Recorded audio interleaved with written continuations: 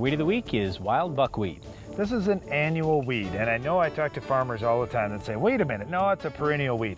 It's actually not. If you're seeing a perennial weed that looks very similar to this, it's often field bindweed. When you pull up the root system and see that simple tap root, that's a pretty good indication you've got wild buckwheat, but it will vine out like field bindweed will, so make sure you're controlling it early, otherwise it gets to be pretty difficult to hit all those growing points. Yeah, that's the whole thing. If you can get it small, control can be pretty good. I also wanted to talk about this weed today because we talk so much about these HPPD herbicides in corn, and they're great in almost everything except for these vine species like wild buckwheat. So if you want to use an HPPD in your farm, that wild buckwheat better be an inch or two tall, otherwise I wouldn't expect fantastic control. The other product that really doesn't work well enough on wild buckwheat is Roundup.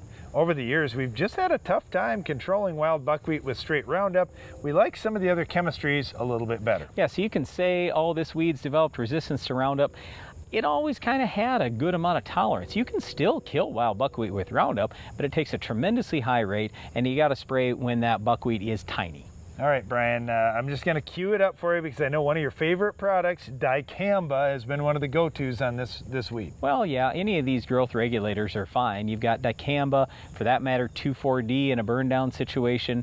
There's distinct in non-crop areas. There's status in corn. So all the growth regulators are really pretty decent, in my opinion, on wild buckwheat. Okay, the only thing I like pre-emerge, though, like in soybeans, for example, has been using a little bit of Pursuit out there. So whether that's one of the Optil type products. You said the only thing. That's not the only thing. We want you to use the 3 Pre's. Use a yellow, use Metribuzin, use Valor or Authority, but then I'm just saying highly effective on a broadleaf weed like this. That's been my favorite. So having that in the mix, either pre or post, is a good way to go. Now, if you're going to spray post-emerge with something like Pursuit or Raptor, you've got to get out there really early when the buckwheat is really small.